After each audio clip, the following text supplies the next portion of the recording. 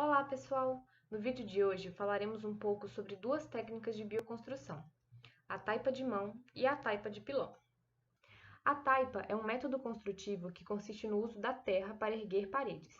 Em alguns casos, ela pode ser misturada com a água e também com outros materiais, como cal, areia, cascalho, fibras vegetais e até mesmo esterco para adquirir uma maior plasticidade e resistência.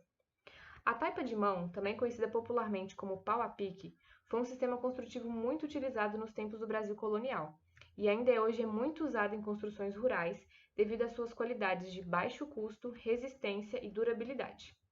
Esse sistema consiste basicamente na construção de paredes a partir de uma trama de peças de madeira, que é posteriormente preenchida com barro.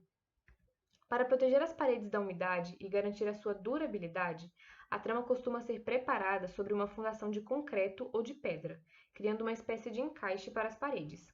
Assim, inicialmente deve-se preparar essa base, que deve ter entre 20 a 30 centímetros de altura.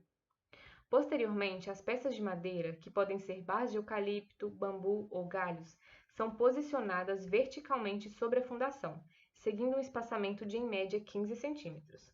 Logo em seguida, posicionam-se as peças horizontais, seguindo a mesma distância e fazendo a amarração com cordões de fibras vegetais ou arame. Depois da trama montada, devem ser recortados os vãos das portas e das janelas.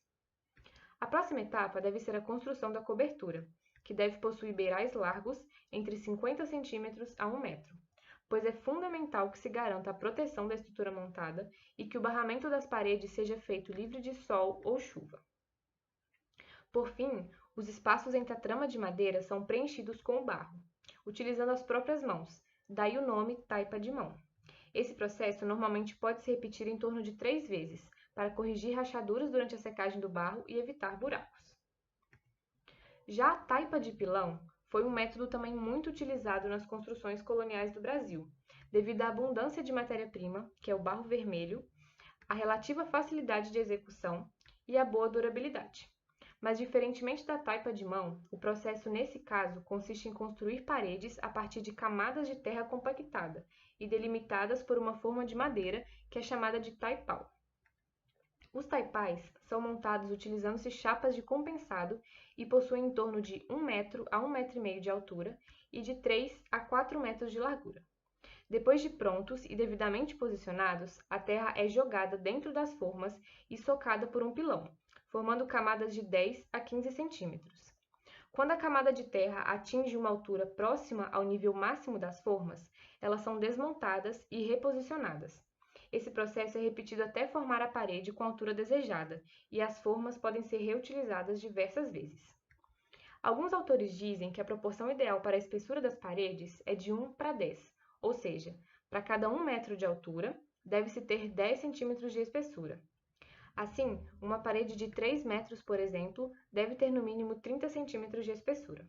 De forma semelhante ao método anterior, é importante que se erga as paredes sobre fundações de concreto ou de pedra, a fim de protegê-las da umidade. Por fim, é interessante ressaltar que essa técnica pode ser empregada utilizando-se diferentes colorações de terra. O resultado final, como visto na foto, são paredes esteticamente muito agradáveis, com texturas muito bonitas e que muitas vezes dispensam o uso de revestimentos, além de proporcionarem um excelente conforto térmico e acústico ao ambiente. Obrigada por assistir até aqui. Deixe seu like e nos acompanhe pelas redes sociais. Até a próxima!